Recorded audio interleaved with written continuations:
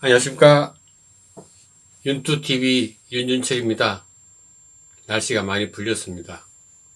제가 여태껏 등 뒤에 저울 그림을 그려놓고 음정 중립을 표방하면서 방송을 했습니다만, 한정된 방송 시간에 양쪽 다 언급하기가 좀 촉박한 적도 있었습니다. 그래서 이번에는 따로따로 언급을 한번 해보겠습니다. 오늘은 소위 개딸들과 민주당에 대해서 한번 말씀드려 보겠습니다. 다음 순서는 윤빠와 국민의 힘이 되겠죠. 첫 번째, 시에 녹아든 세상사. 개딸과 개암. 개혁의 딸이라더니 개혁의 암 되고 있네. 시작점은 알겠는데 지금 실체 모호하네. 이름부터 바꾸든지 폐악질을 관두든지. 요새 소위 개혁의 딸이라는 개딸들이 나라를 참 어지럽히고 있습니다.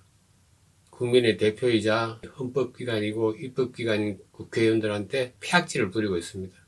민주주의의 꽃이라는 투표, 선거 등에 정말 오문을 뿌리고 있습니다. 시작점도 기억이 납니다.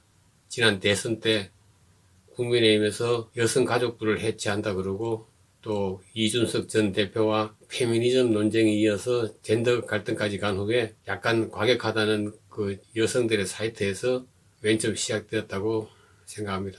그때도 분명히 우리는 이재명 개인을 따르는 것이 아니고 우리의 가치와 이익에 반하는 것을 단호히 배척한다, 이런 취지였던 것 같은데, 지금은 완전히 광신도 집단으로 변한 것 같습니다. 폐악질하는 개딸들도 문제지만 바짝 엎드려 내가 안 그랬어요 하면서 업소하는 국회의원들도 정말 한심하더군요. 누구 하나 내가 그랬다, 당신들 그러면 안 된다, 이런 말 하는 사람 한 사람도 없더군요. 참, 지금이 그 암울했던 일제강점기나 그 서슬프랬던 군사 독재 시절이었다면 이 사람들이 어떻게 처신했을까 참 눈에 훤하게 그려집니다. 그리고 전에부터 제가 참 궁금했는데, 도대체 개혁하고 이재명 대표하고 무슨 상관이 있습니까? 개혁이란 말이 결코 가벼운 말이 아닌데, 아주 사소한 거였고 실수였다고 하지만 전과가 4개나 있고, 자기는 잘했다고 또 모른다고 절대 모른다고 하지만 지금 수사받고 재판받고 있는 혐의가 여럿입니다. 또 자기는 절대 몰랐다지만 자기 와이프는 경기도 법인카드로 김밥 사고 소고기 사고 집안 살림을 했습니다. 또 자기가 너무 화가 나서 실수를 했다지만 일반인들은 평생 가야 한번 듣지도 못할 그런 심한 상욕을 자기 형수한테 했습니다. 대선에서 지자 말자 대북 관계가 조금 더 경색될 것이라고 짐작을 했는지 방산업체 주식을 거액을 산 참 강철 멘탈입니다. 도대체 개혁하고 무슨 상관이 있는지 는 지금도 모르겠습니다. 계속 이렇게 하려거든 이름을 바꾸세요. 지난번 문재인 전 대통령 지지자들이 스스로 자랑스럽게 일컫던 말 있지 않습니까? 대깨문. 여러분들도 그냥 대깨리로 하십시오. 그게 아니고 계속 개혁의 딸로 하려거든 정말 개혁적이고 만인의 표상이 되는 그런 인물을 발굴해서 지지하세요. 그게 맞습니다. 그리고 민주당 국회의원들도 참 이해가 되지 않습니다. 지금 비싼 변호사 쓰고 또 불리하면 계속 묵비권 행사하고 결국은 정권 물충분으로 풀려나게 되면은 4년 후에 다시 국민들이 표를 줄 것이라고 생각하나 보죠. 정말 참 저 6, 70년 전에 그 고무신 선거할 때 그때 윤권자처럼 그렇게 생각하는 것이 아닙니까? 정말 개 돼지가 먹는 물로 보는 것 같아서 참 씁쓸합니다. 그저께는 성남시장 때부터 같이 근무하다가 경기도지사 때 첫 번째 비서실장 했던 분이 극단적인 선택을 했더군요. 벌써 5번째입니다. 정말 우리나라 방송들도 정말 대단합니다. 어떤 정치인에 관계된 사람이 5명이나 극단적인 선택을 했는데도 조용합니다. 만일 윤석열 대통령이나 국민의힘 인사와 관계된 사람이 5명이나 극단적인 선택을 했다 하면은 국민들의 알 권리락 하면서 무지 시끄러웠을 겁니다. 탐사보도, 기획보도, 진실보도 등등.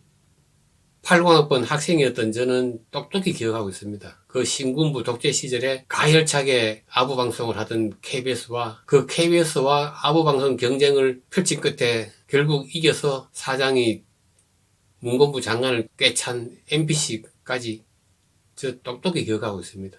정말.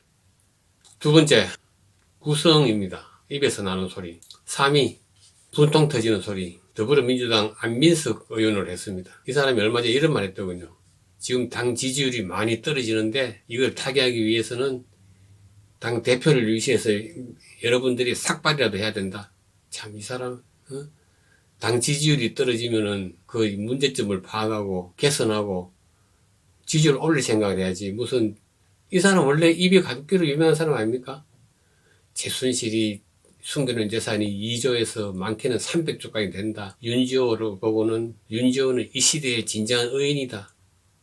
이런 사람들은 나중에 그게 아니라고 밝혀지면 이럽니다. 숨겨놓은 재산이 2조가 없다는 증거가 어디 있냐?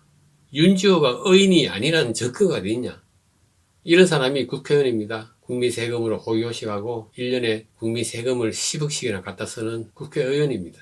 2위, 세종시에 사는 이정우라는 목사로 정했습니다. 이런 말 하더군요. 유관순이 실존 인물이냐? 유관순 사진을 갖고 나온 것은 절도범이라 하더라. 참 우리 시대에 진짜 목사만큼 다양한 사람들이 없는 것 같습니다.